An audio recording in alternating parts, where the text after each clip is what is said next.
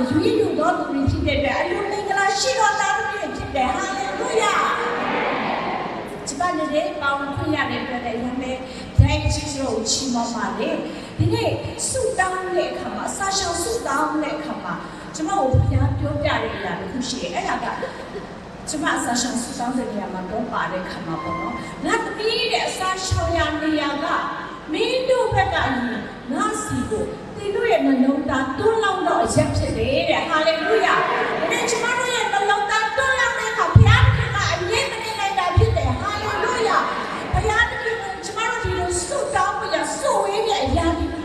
ဘုရားအလိုနဲ့အားရချေနဲ့စေတဲ့ဘုရားကိုဝတ်တော်စေတဲ့အဖို့ရဖြစ်တယ်ဟာလေလုယာကြောင့်အချက်ချင်းစတဲ့ပုံမှာဖျားရှင်သူပဲကောင်းချီးပေးပါစေဒီမှာကိုအခုတော့ဆရာမတို့ကျမတို့အိမ်မှာပေါ့ချိန်မှုရအတွက်ခဏလေးကော်မတီဖွဲ့တွေ့တဲ့အခါမှာကျမတို့ဒီအရာဆုတောင်းဖို့အချက်တော့နှုတ်မှတ်တော်အဖြစ်ပေါ်ပြတဲ့အချက်၃ချက်ကိုကျမပြောချင်တာဖြစ်ပါလေပထမစွာရှစ်ဟောချေလေး6ပါပါတယ်နော်ငါလူတို့ဒီပညာနေတော့ကြောင့်ဆုံးရှုံးခြင်းလို့ရောက်ရ၏တဲ့ပညာဆိုတဲ့အရာမှာတော့ကြည့်တဲ့အခါမှာတုတ်တန်တက်ခုမှလည်း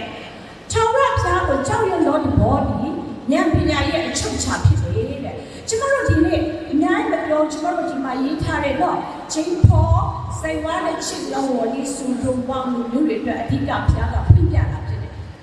ငါလူတို့ဒီတဲ့ပညာလေးတော့ချောင်းတဲ့ဆုံးရှုံးခြင်းတို့ရောက်တယ်တဲ့ဒီနေ့ဆုံးရှုံးခြင်းရောက်ရတာကဖျားဒီခင်ကိုသိကျွမ်းခြင်းပညာနဲတော့ကြောင့်ဖြစ်တယ်ထာဝရဘုရားကိုသိကျွမ်းခြင်းထာဝရဘုရားကိုကြောက်ရွံ့ခြင်းကျမတို့နှလုံးသားထဲမှာကျမတို့လူမျိုးတွေရဲ့နှလုံးသားထဲမှာမရှိတဲ့အခါမှာထာဝရဘုရားရဲ့စကားကိုနားမထောင်ဘူးဘုရားထာဝရဘုရားရဲ့လမ်းတော်ကနေလွဲသွားကြတယ်။အိုးကိုရရှိမကြိုက်တော့ဘုရားခင်မကြိုက်ဘူးဆိုတဲ့အရာအလုံးကိုကျမတို့လူမျိုးတွေကကြိုက်တယ်။ဘုရားခင်မနစ်သက်ဘူးဆိုတဲ့အရာအလုံးကိုကျမတို့ကနစ်သက်တယ်။ဘုရားခင်ကမလုပ်နဲ့ဆိုတဲ့အရာအလုံးကိုကျမတို့ကလုပ်ချင်တယ်ကျမတို့လူမျိုးတွေက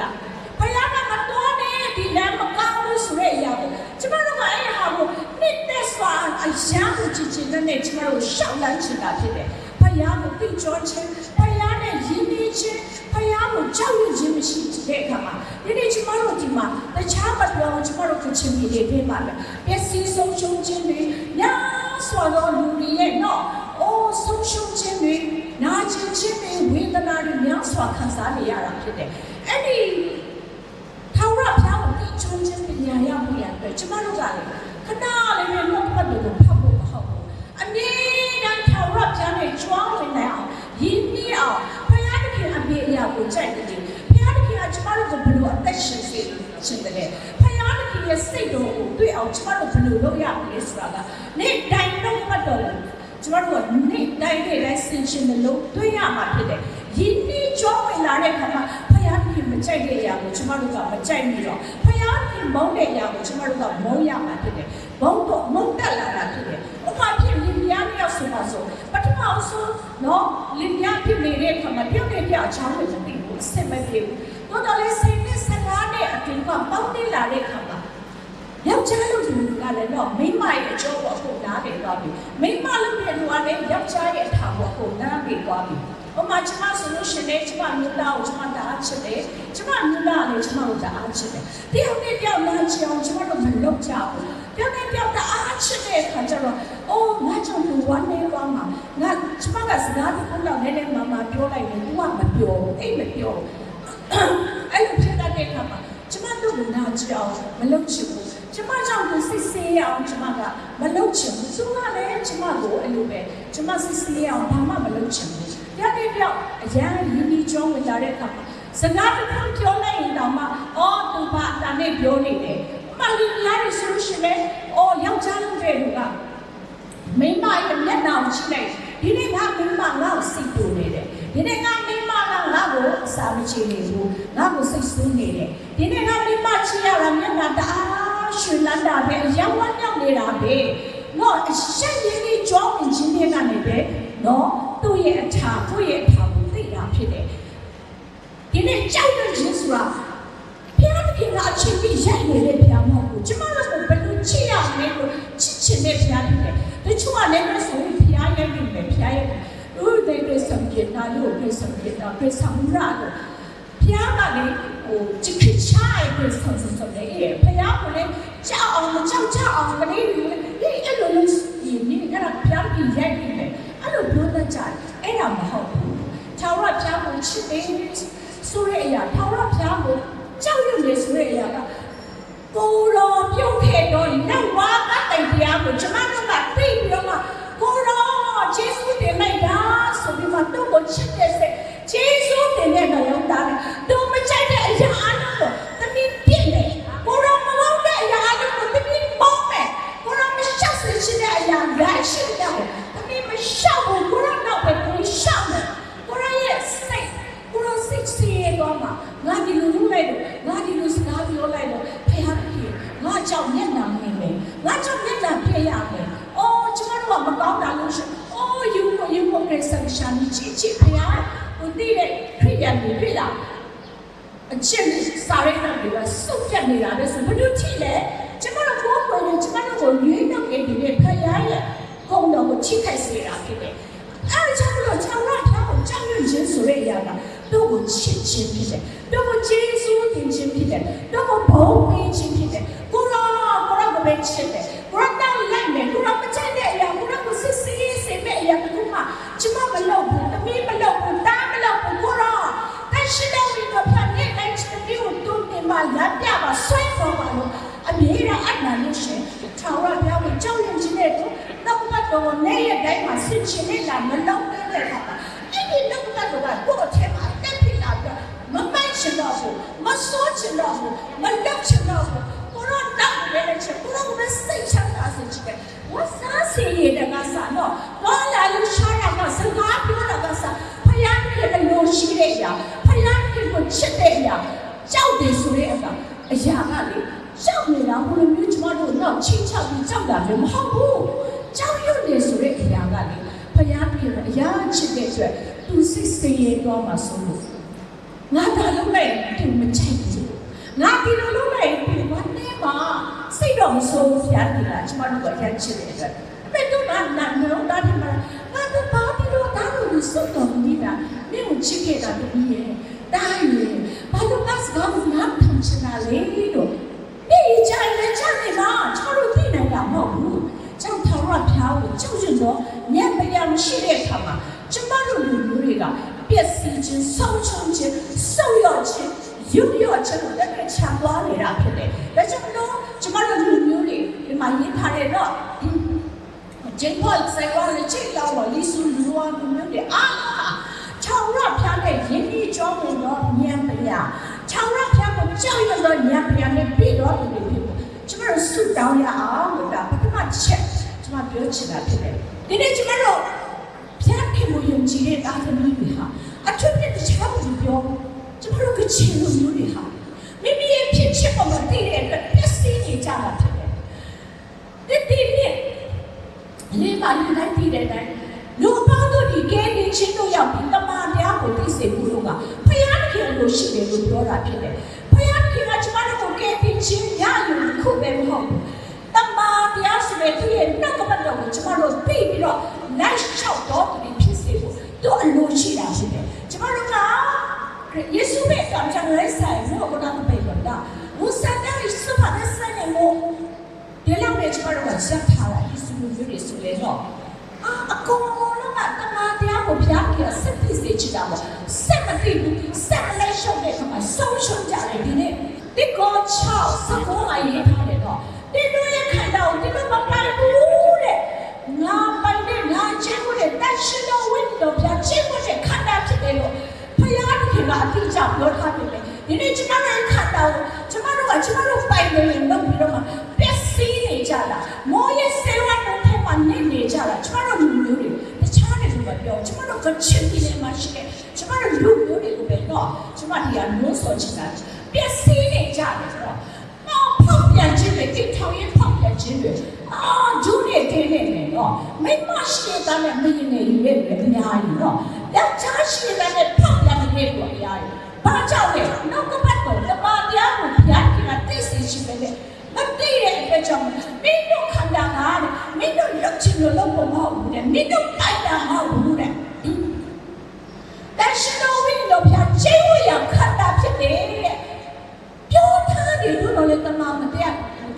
ကျတော့ပစ္စည်းရောကိုခန္ဓာကိုလုတ်ချင်လို့လုပ်တယ်ပြီးစားအလုပ်တွေလုပ်တယ်နော်ခိုးဆိုးတယ်လုပ်တယ်အခုဆိုရင်အိုးကြောက်စရာကောင်းတော့နော်များချစ်တဲ့မြစ်ချနာတစ်ခုပါပဲနော်ဘုရားဆရာမအဲ့ဒါပြောသွားတဲ့အတိုင်းအိုးဆိုင်ကပြတ်ဆုံးတဲ့ကြီးမြစ်ချနာမျိုးပဲကြားလိုက်လို့ရှင်တော့အဲ့ဒါကဘာကြောင့်လဲတမန်တရားကိုမသိတဲ့အတွက်ကိုဘုရားကြီးကျင့်ဝတ်တဲ့ခန္ဓာဖြစ်ပါလားငါယေရှုခရစ်တော်ကိုယဉ်ကျေးရှင်ဖြစ်ယုံကြည်လက်ခံနေနေကနေစပြီးတော့ငါရဲ့ထဲမှာငါရဲ့ခန္ဓာထဲမှာတရှိတော်ဝိညာဉ်တော်ပြောင်းကျင့်ဝတ်တဲ့သူကျင့်ဝတ်တဲ့ခန္ဓာဖြစ်တဲ့ဒါကြောင့်သူ့ဘောမတူတဲ့အရာမှာဘာမှမလုပ်ဘူးဟာလေလုယာတရှိတော်မှာပေါ်ချပါစေသူကတော့ခဏနေရမှာတော့မယ်သူကပြောခဏနေရမှာတော့မယ်ကျမလည်းကြည့်နေဘာမှမဟုတ်ပါဘူးဒါပေမဲ့ကိုရောကိုချစ်တဲ့အခါမှာကိုရောနတ်လိုက်တဲ့အခါမှာပြောပါဆိုတဲ့အခါမှာကျမပြောတယ်ကျမဘာပြောတတ်လို့လဲဘာချမ်းသာချမ်းသာတတ်တာဘူးတို့ကလည်းဘုရားခင်တရှိတော်ပြီးတော့ဘုရားကကျမအထက်ကနေပြုတ်ပြီးတော့ကျမကိုတုံ့တင်တယ်သိစေတယ်နားလေစေတယ်တော့ဘာတော့အကျွေးမဲ့တုံ့တင်ပေးတယ် office ဆရာကျမအထက်မှာရှိနေတဲ့အခါမှာကျမပြောလိုက်လို့ဆိုလိုက်တယ်ဒါကဘာလဲဆိုငါအထက်မှာရှိတယ်နော်ဒီခါလေးမှာဒီခုကြောင့်တော့စိတ်ဆိုးရနေတာရှိတာပါဝိညာဉ်ကအထက်မှာမပြောတော့ဒီခါလေးမှာတော့အော်စကားတွေပြောစရာတွေလွန်သွားတာရှိတာပေါ့ကလေးတွေလည်းဖတ်ချနေကနေပါညာပြောလိုက်ပြီဆိုမပြောတော့ချစ်ချင်းနဲ့ငါမားတွေတော့ငါအဲ့ဒီလေးကိုပြောလိုက်တာလည်းများသွားတယ်ချစ်ချင်းနဲ့အဲ့ဝိညာဉ်တော်ကကျမတို့အထက်မှာထိမ့်သိမ့်ပေးတာဖြစ်တယ်ကျမတို့ကိုတန်ရှင်းစေတာကထူထောင်ရပြန်ပြီနောက်တော့တမန်တရားကိုမသိတဲ့အခါမှာကိုပျက်စီးခြင်းကိုတော့ရောက်မှမသိတနေ့တော့ခါမှာကျမတက်သိခံခြင်းနဲ့ကျမလွန်ခဲ့တဲ့နှစ်ပေါင်း30ပါကျမလောက်ကပတ်တော်ကိုကျမဒေရှာဆင်းရှင်မလေးလာမအောင်တဲ့အခါမှာကျမရဲ့ဖြစ်ခြင်းကိုကျမကမသိဘူးနော်အော်ယေရှုကိုယုံကြည်တယ်ညာဒီလိုပဲဖြစ်တာနော်အိုးခံမဲ့လည်းမနော်ဒီချစ်ခန္ဓာတွေလည်းမတော့မကောင်းကင်ဝင်ရမယ်လက်မှတ်လို့ချစ်ပြီးတော့အရာကိုလူကြီးကသိခဲ့တဲ့အချိန်တွေဆုံးခဲ့တဲ့နှစ်30ကျော်မှာရှိခဲ့လို့လေပေါ့နော်အတေးကျမလုပ်ခဲ့တဲ့ရက်တွေစီပွားရေးလုပ်တဲ့အတွက်ပါတဲ့အတွက်အရာကိုစိတ်ရဲ့ဒုက္ခရောက်ခဲ့တယ်စားစရာမပြားမှမရှိတဲ့ရှာကျမနေခဲ့ကြုံခဲ့တဲ့အချိန်ဖြစ်တယ်ရန်ကုန်မြို့မှာကျမအမအိမ်မှာကတ်နေတဲ့အခါမှာရှိပြီးသားပါသူတို့ဆောက်ထားတဲ့အိမ်ပေါ့နော်အမနေတဲ့အခါမှာကျမကအိမ်မာနူလာနော်လူတိုင်းရကိုရောက်ပြီးမှာစုရဖျားလာကအိမ်မာနူလာဖျားလာကျမသွားတယ်ညနေ4 နာရီဗမာစီစမှာတော့ပါဝင်တဲ့အခါမှာကျမရှိပြီးသားနဲ့လာတဲ့အခါမှာကျမလမ်းစိငါးချက်တန်ပြီးပဲကျမပြင်ထားတယ်ကျမအလားတူငါးချက်တန်ပြီးအပြတ်တဲ့ငါးချက်တန်ပြီးအလိုပဲချက်ကိုကျမပတ်စံမရှိဘူးအဲ့ဒါနဲ့ကျမဖျားချောင်းလာတဲ့အခါမှာအခုနဘတ်စကားကငါးချက်ပုံသွားပြီငါးချက်လေးကိုကျမအပြင်ဘတ်စကားခါကိုကိုင်ပြီးတော့ကျမဖျားချောင်းမှာပါဝင်တဲ့အခါအလိုဝင်ကောက်ခံတဲ့အလိုဝင်ကအဲ့ကကျမရှိဘူးရောက်တာဘေးမှာလည်းလူတွေအများကြီးရှိတယ်အလိုဝင်မထည့်နိုင်တာကိုကျမရှက်တဲ့အခါကျတော့ဘယ်လိုလုပ်ရမလဲလူတွေကရောက်လာပြီလားမှာအဲ့ခါမှာကျမကလေလက်ကိုကျမစုပ်တိုင်ထားလို့ကမျက်ရည်နဲ့ကျမဝမ်းနေချစ်ကိုဆိုနေကျမကိုရောသိပါလေနော်ဆိုပြီးအလူမေးမပါတဲ့ပတ်စံကိုကျမ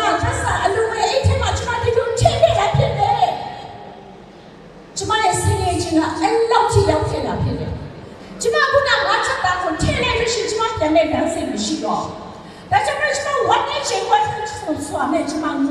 နေရကြတယ်ကိုရောသိပါလေကိုရောဆိုပြီးမှကျမထည့်နေတာဖြစ်တယ်နောက်တော့30ဟိုနာဂစ်ပုံတိုင်းလူတိုင်းတတိယမှာနာဂစ်ပုံတိုင်းရောက်တဲ့အခါမှာအတင်းတော်ထဲမှာတော့ဘုရားကျောင်းထဲမှာလူချလိုက်တာ350 300 30အဲ့လိုလူတဲ့အခါမှာကျမမလူနိုင်ဘူးကျမမလူနိုင်တဲ့အခါမှာကျမအယောင်ဝမ်းနေတယ်ဘုရားကျောင်းကနေ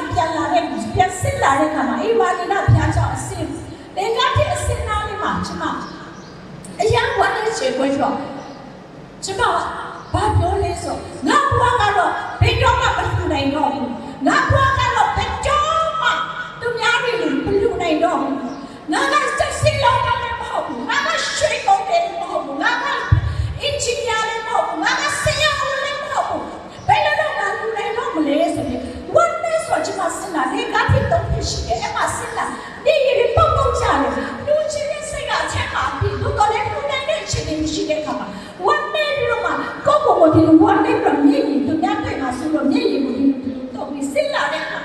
ကျမလည်းဒီနောက်မှာအမတန်ဝေးချတဲ့လက်ကလည်းဒါပြခိုင်းတာဖြစ်တယ်ဟာလေလုယာအဲ့ဒီလက်ကဒီဆိုတော့ဝေးချွေးရလက်ကလာတယ်ပြောငါတမီးကြီးတဲ့မိဘလို့ဝါနဲ့နေတာလေမိဘလို့မိုးချွေးနေတာလေအဖကလည်းမိကိုတပါးနေလို့တားတော့လေတကွာခတ်တဲ့တော့အရာကငါမိကိုပြီးခိုင်းပြီလေဟာလေလုယာ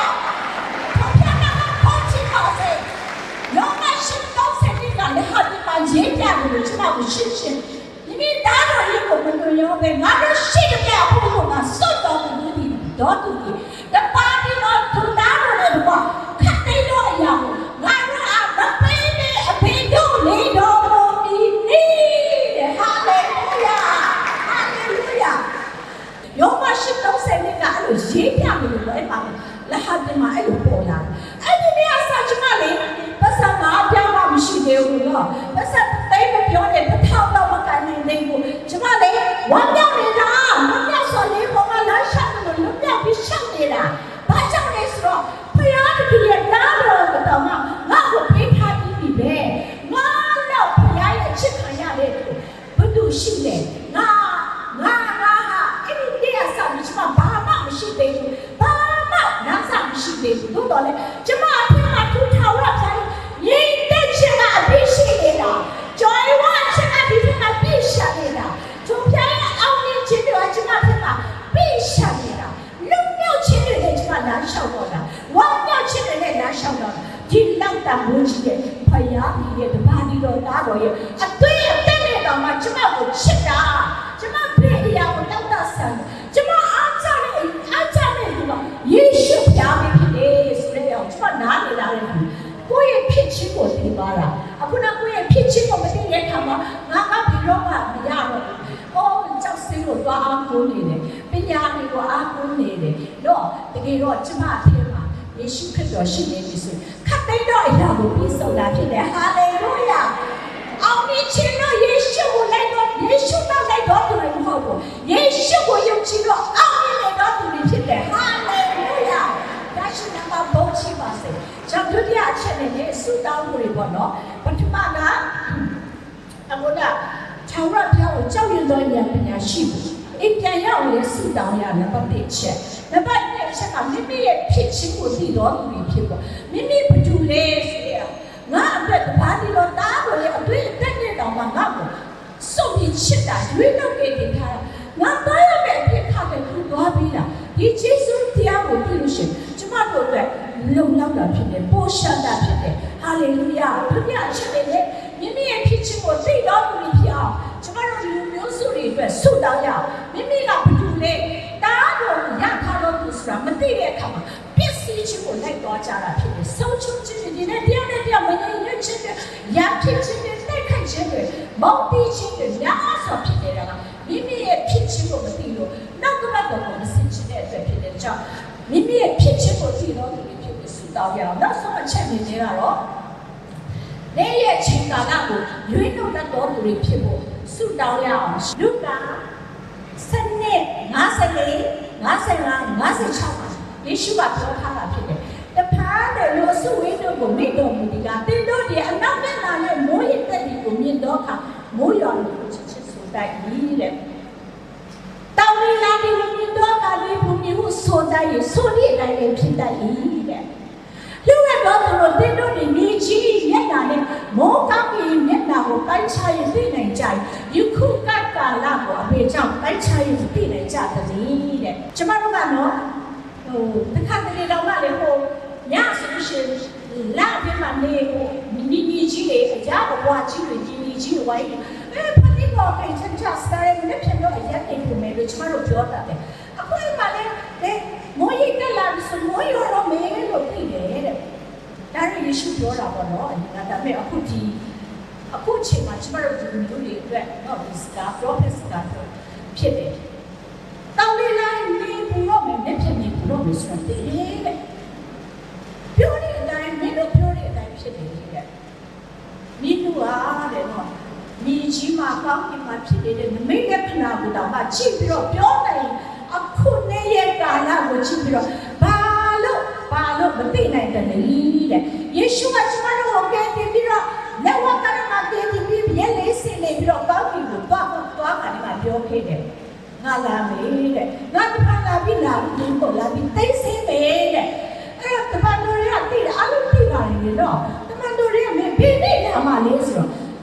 ငါမသိဘူးတဲ့ခမဲတော်ပဲသိတယ်တဲ့တကယ်တော့ယေ